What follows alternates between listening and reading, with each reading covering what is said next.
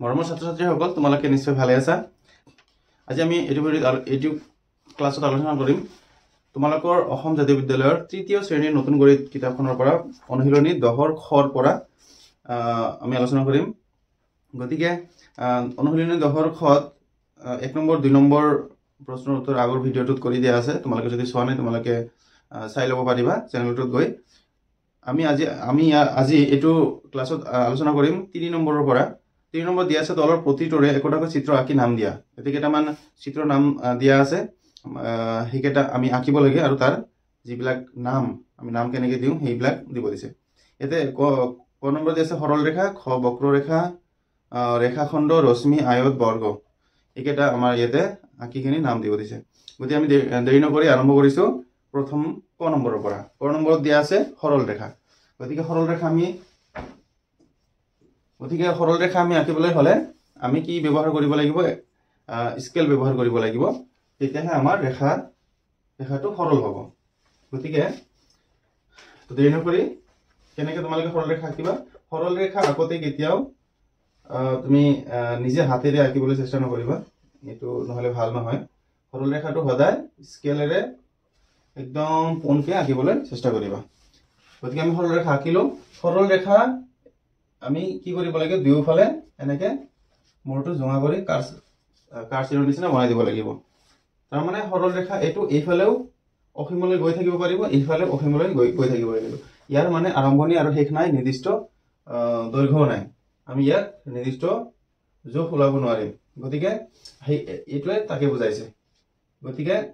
ইয়াক আমি এইফালৰ ক আৰু এইফালে খ আমি নাম দিলোঁ। গতিকে এইটো এটা আমাৰ সৰল ৰেখা হৈ গ'ল। ইয়াতে তোমালোকে এনেকৈ লিখি দিব পাৰা যে ক খ এডাল সৰল ৰেখা। তোমালোকে এইখিনি এনেকৈ লিখিও দিব পাৰা এইটো লাইন, আৰু যদি নিলিখা তথাপিও হৈ যাব। এনেকৈ চিত্ৰটো আঁকি এনেকৈ ধুনীয়াকৈ নাম দি দিবা এটা। গতিকে আমাৰ সৰল ৰেখা হৈ গ'ল। ইয়াৰ পিছত খ নম্বৰত আছে আমাৰ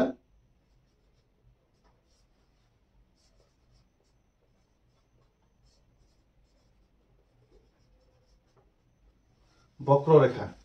বক্ৰৰেখা আঁকিব দিছে। বক্ৰৰেখা আঁকোতে আমাৰ স্কেল ব্যৱহাৰ কৰিব নালাগে, কাৰণ স্কেলেৰে আমি বক্ৰৰেখা আঁকিব নোৱাৰিম। আমাৰ এনেকৈ যিকোনো ধৰণৰ আমি হাতেৰে বা মানে কি একে বাকে থকা কিবা বস্তুৰ সহায়তে আমি আঁকিব পাৰোঁ। গতিকে আমি চিম্পলি এনেকৈ বক্ৰৰেখা আঁকি দিব পাৰোঁ, বা এনেকৈও দিব পাৰোঁ, গতিকে এইটো আমাৰ কি হ'ব? বক্ৰৰেখা, যিটো মানে চিধা নহয়, পোন নহয়, বেকা হয়। গতিকে ইয়াৰো কি কৰিব লাগিব? আমাৰ দুই মূৰে এনেকৈ জোঙা কৰি দিব লাগিব। ইয়াৰ মানে আমাৰ কি বুজাব? ইয়াৰ মানে আমাৰ বুজাব ইয়াৰ আৰম্ভণি আৰু শেষ নাই, আমি ইয়াৰ নিৰ্দিষ্ট জোখ ওলাব নোৱাৰোঁ। গতিকে এনেকৈ তুমি এইটো এটা নাম দিব পাৰা ক খ, এইটো মোৰ ক আৰু এইটো মোৰ খ। যদি এনেকৈ আঁকা তেতিয়াহ'লে এনেকৈ ইয়াৰো নাম দিব পাৰিবা। মই দুটা আঁকিছোঁ, তোমালোকে বুজি পোৱাৰ কাৰণে তোমালোকে যিকোনো এটা আঁকিলেও হ'ব, আঁকিলেই হ'ল। গতিকে এনেকৈ নাম দিব পাৰা, আৰু এনেকৈ এইটোৰ নিচিনা লিখি দিব পাৰা যে ক খ এডাল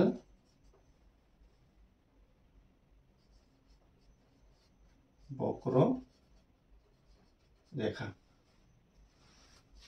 ক খ এডাল বক্ৰৰেখা। গতিকে ক খ বক্ৰৰেখা দিয়া হৈছে।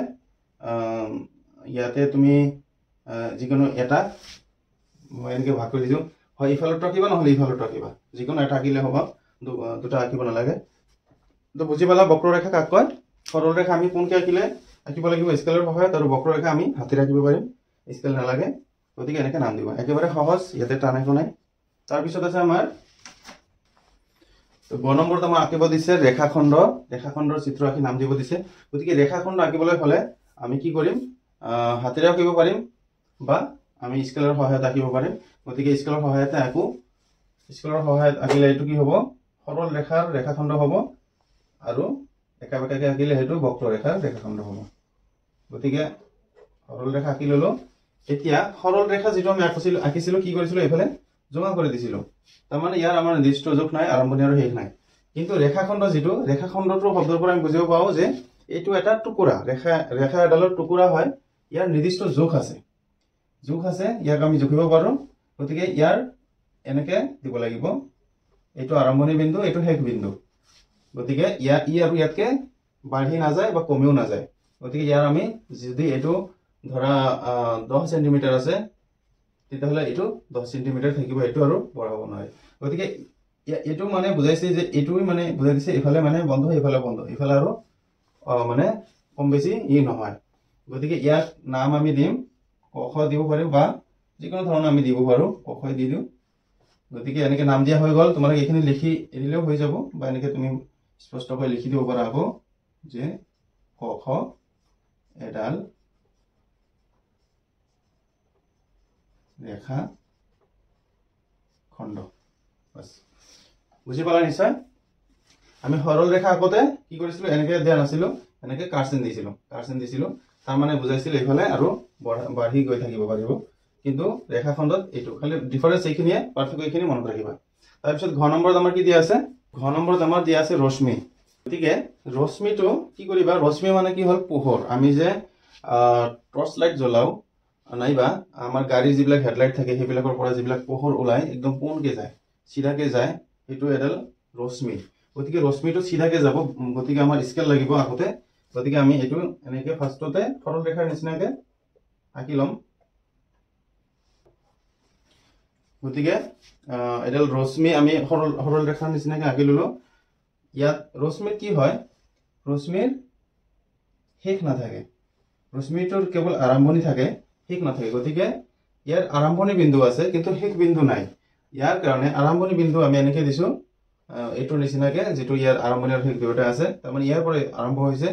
আৰু ইয়াৰ শেষ নাই অসীমলৈ গৈ আছে গতিকে সেই কাৰণে এইফালে এটা সাইডত এনেকে কাৰ্সিন দিব লাগে গতিকে এইডাল মানে কি হল ধৰা ইয়াৰ পৰা ৰশ্মিটো ওলাইছে এইটো হল আৰম্ভণি বিন্দু ইয়াৰ পৰা ওলাইছে সাপোজ এইটো যদি ধৰা তোমাৰ টৰ্চ লাইট হয় টৰ্চ লাইটৰ যেটো মানে মাথাটো হয় বা তোমাৰ গাড়ীৰ হেডলাইট হয় মানে ইয়াৰ পৰা পোহৰটো ওলাইছে ওলাই কিনে ইফালে গৈ আছে গতিকে ইয়াৰ আৰম্ভণি আছে কিন্তু শেষ নাই এইটো আমি মানে এটা নাম দিম আমাৰ যেহেতু নাম দিব কৈছে গতিকে তুমি এতে ক খ দিব পাৰা বা বেলেগ নামও দিব পাৰা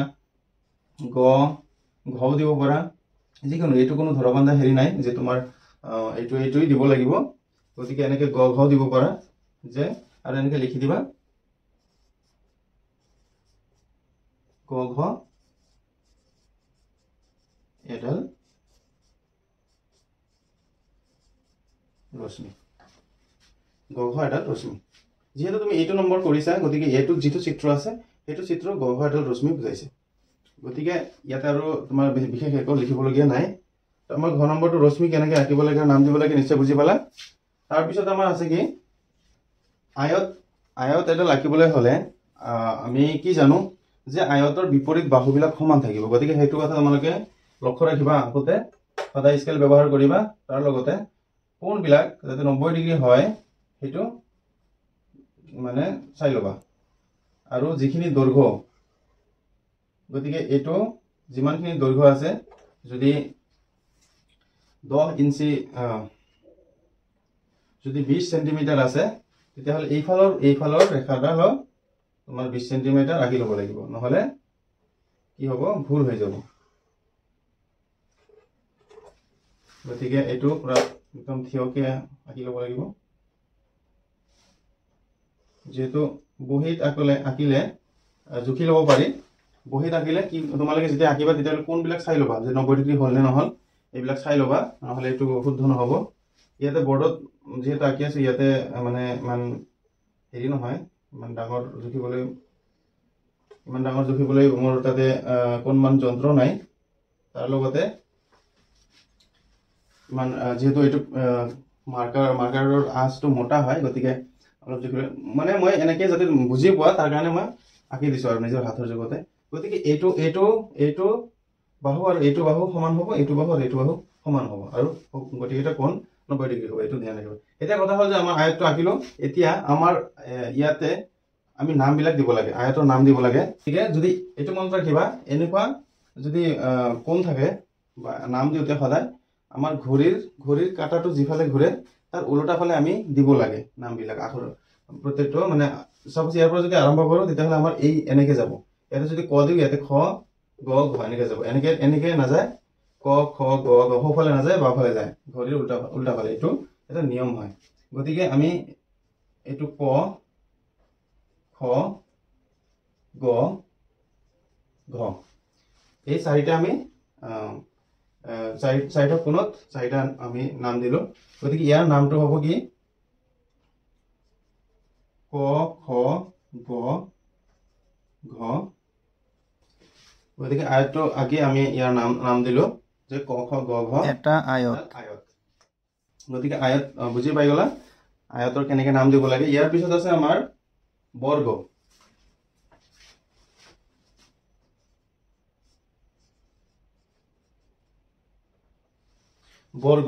বৰ্গটো কি হয়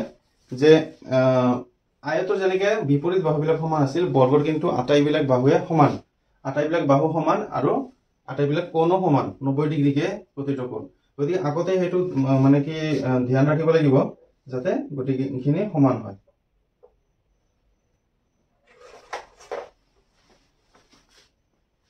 গতিকে বৰ্গৰ কি হয় চাৰিওডাল বাহু সমান থাকে আৰু চাৰিওটা কোণ সমান থাকে বৰ্গটো এনেকৈ আঁকি ললো তোমালোকে ভালদৰে স্কেলৰ সহায়ত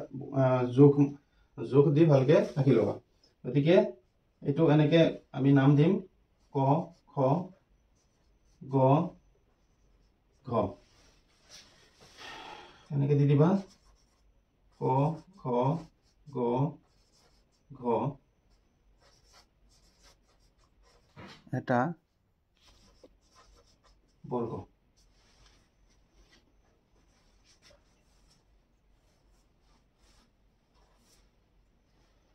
গতিকে আমাৰ এইটো হ'ল আয়ত এইটো হ'ল বৰ্গ এনেকৈ আমি নাম দি দিম গতিকে এইখিনি তোমালোকে নিশ্চয় বুজি পালা আমাৰ 3 নম্বৰ যিকেইটা প্ৰশ্ন আছিলে যিকেইটা মানে আমাক আঁকিব দিছিলে নাম দিব দিছিলে এইকেইটা আমাৰ অঁকা হৈ গ'ল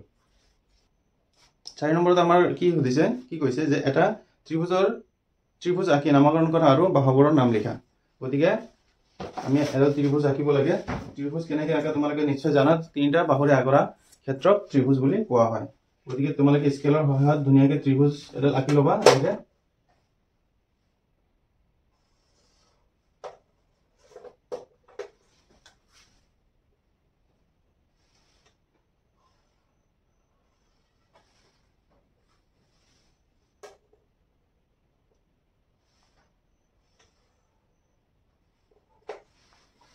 এনেকৈ ত্ৰিভুজ এটা আঁকি ল'বা আঁকি কিনে কি কৰিবা নাম দিব লাগিব আমাৰ কি কৰিব আমাৰ নাম দিওঁতে সদায় বাওঁফালে আমি বাওঁহাতৰ ফালে আমি যাব লাগে ক এইটো হ'ব খ এইটো গ গতিকে ত্ৰিভুজটোৰ নাম আমাৰ কি হ'ব এনেকৈ লিখিবা তাৰপিছত যে কাষৰ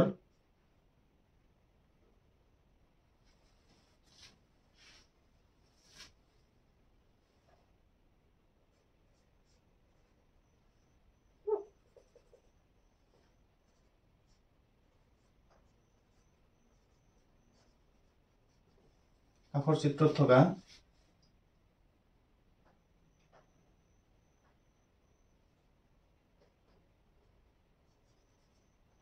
ক খ গ এনেকৈ কমাৰ ভিতৰত লিখিবা কাষৰ চিত্ৰত থকা ক খ গ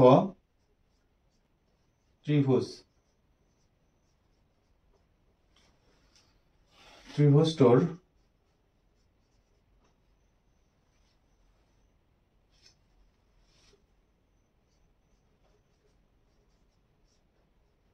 বাহু হল কাষৰ চিত্ৰত থকা ক খ গ ত্ৰিভুজটোৰ বাহু তিনিটা হল এইটো এটা বাহু এইটো বাহুৰ নাম হ'ব ক খ তাৰপিছত এইটো বাহুৰ নাম হ'ব খ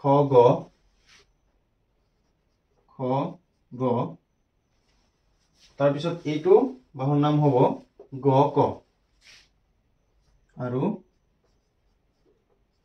গ ক বাস এইখিনি এনেকৈ ত্ৰিভুজটো আঁকি ল'বা এনেকৈ নাম দি ল'বা তাৰপিছত এইটো শাৰী লিখিবা যে কাষৰ চিত্ৰত থকা ক খ গ ত্ৰিভুজটোৰ বাহু তিনিটা হল ক খ আৰু খ গ আৰু কি হল গ ক বুজি পাইছা নিশ্চয় গতিকে আমাৰ 4 নম্বৰটো হৈ গ'ল ইয়াৰ পিছত 5 নম্বৰত কি আঁকিব দিছে আমাৰ 5 নম্বৰত কি কৈছে এটা চতুৰ্ভুজ আঁকি নামকৰণ কৰা আৰু বাহুবোৰৰ নাম লিখা আগতো আমি যেনেদৰে ত্ৰিভুজৰ নাম ত্ৰিভুজ আঁকি নামকৰণ কৰিলো আৰু বাহুবোৰ লিখিলো ঠিক তেনেদৰে চতুৰ্ভুজ আঁকি তাৰ নামকৰণ আৰু বাহুবোৰৰ নাম লিখিব লাগে গতিকে কি কৰিব লাগিব প্ৰথমতে চতুৰ্ভুজ আঁকি লবা যেহেতু এটো বৰ্গ বা আয়ত হোদা নাই গতিকে চতুৰ্ভুজ এটো বাহুবোৰ সৰু ডাঙৰ হলে কথা নাই তোমালোকে স্কেল ব্যৱহাৰ কৰি এটা চতুৰ্ভুজ আঁকি লবা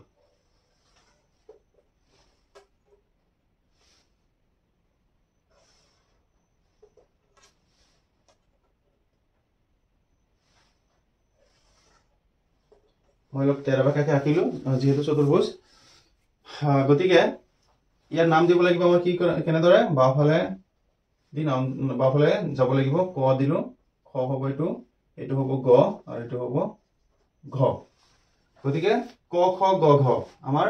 নাম দিয়া হৈ গল এতিয়া কি লিখিলে এটা খালি লিখিব লাগিব যে কাখৰ চিত্ৰত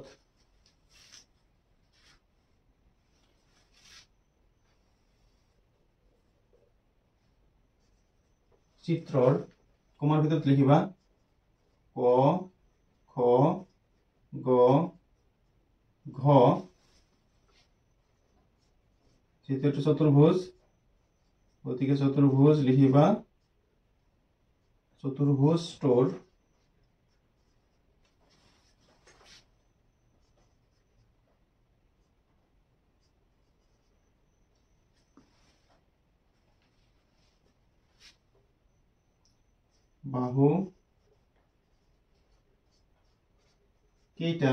বাহু কেইটা লিখিব পাৰা নাইবা বাহুবোৰৰ নাম লিখিব পাৰা বাহু কেইটা মই লিখিছো বাহু কেইটা হল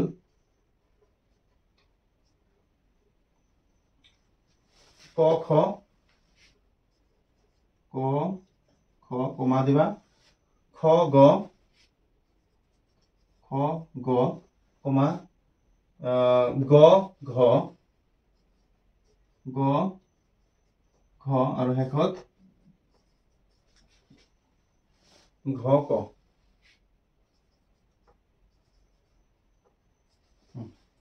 গতিকে এইখিনি লিখিলে হৈ যাব কাকৰ চিত্ৰৰ ক খ গ ঘ চতুৰ্ভুজটোৰ বাহুকেইটা হল মানে বাহুকেইটাৰ নাম হল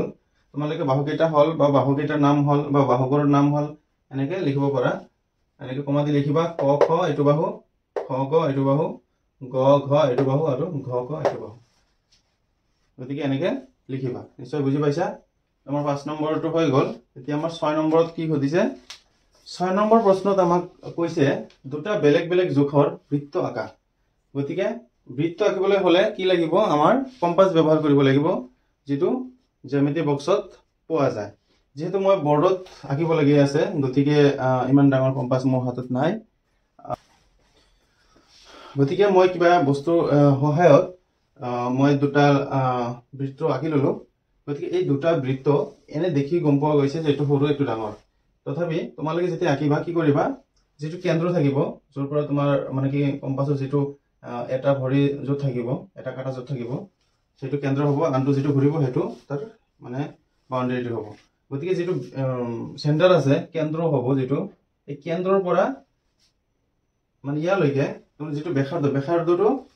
মানে কি যিখিনি হয় সেন্টিমিটাৰ জিকে সেন্টিমিটাৰ হয় মই তোমাক জুখি কিনে কৈ আছো যে এটো কিমান সেন্টিমিটাৰ আছে এটো আছে 14 সেন্টিমিটাৰ বেখাৰদ এটো আছে 14 সেন্টিমিটাৰ বেখাৰদৰ বৃত্ত আৰু এটো আছে আমাৰ 14 সেন্টিমিটাৰ বেখাৰদৰ বৃত্ত গতিকে বেখাৰদ যদি 14 সেন্টিমিটাৰ হয় তেতিয়া ব্যাস হ'ব তাৰ মানে কি দুগুণ হ'ব অৰ্থাৎ 28 সেন্টিমিটাৰ হ'ব ইয়াৰ ব্যাস আৰু ইয়াৰ এটো হল 10 সেন্টিমিটাৰ বেখাৰদৰ বৃত্ত তাৰ মানে ইয়াৰ ব্যাসডাল হ'ব 20 সেন্টিমিটাৰ গতিকে এনেকে আমি দুটা বৃত্ত বেলেগ বেলেগ জোখৰ বৃত্ত আঁকিব পাৰি যেহেতু ইয়াতে জোখটো বিচৰা নাই যে কিমান কোনটো কিমান জোখ আছে হেতু বিচৰা নাই বেলেগ বেলেগ জোখৰ সুধিছে গতিকে তোমালোকে এনেকে বৃত্তটো আঁকি দিবা তো নিশ্চয় বুজি পাইছা গতিকে আমাৰ এটো ইয়াৰ লগে লগে আমাৰ এটো পাৰ্ট শেষ হল গতিকে মৰমৰ ছাত্ৰ ছাত্ৰীসকল তোমালোকে নিশ্চয় বুজি পালে এইটো পাৰ্ট ইয়াৰ আগৰ ভিডিঅ'বিলাক যদি চোৱা নাই সেইখিনি চাই ল'বা তেতিয়াহ'লে গোটেইখিনি বুজি পোৱাত সহায় হ'ব আৰু আমাৰ অনুশীলনী 10 খ লগতে এই অনুশীলনী পাৰ্ট 10 নম্বৰ পাৰ্ট যেটো আমাৰ জ্যামিতিক আকৃতি পাৰ্ট আছিল হেতু সমাপ্ত হ'ল গতিকে তোমালোকে ভালদৰে ভিডিঅ'বিলাক চাই কিনি বুজিবলৈ চেষ্টা কৰিবা আৰু নিজে কৰিবলৈ চেষ্টা কৰিবা আসলে বৰ্ডত মানে এই জ্যামিতিৰ চিত্ৰবিলাক আগতে অলপ দিগদাৰ হয় মান ডাঙৰ স্কেল বা ইমান হেৰি সৰঞ্জাম পোৱা নাযায় যিন হওক আমাৰ এইটো ভিডিঅ' এইটো ক্লাছ আমি ইমানতে সামৰিলো পুনৰ লগ পাম আন এটি ক্লাছত তেতিয়ালৈকে তোমালোকে ভালে কুশলে থাকা ভালদৰে লিখা পঢ়া কৰা আৰু যেহেতু বছৰীয়া পৰীক্ষা আহি গৈছে ভালদৰে মানে পঢ়ি ভালদৰে পৰীক্ষা দিয়া আৰু ভাল ৰিজাল্ট যাতে সবৰে হয় তাৰে কামনা কৰিছো পুনৰ লগ পোৱাৰ আশাৰে আজিলৈ এৰিছো ধন্যবাদ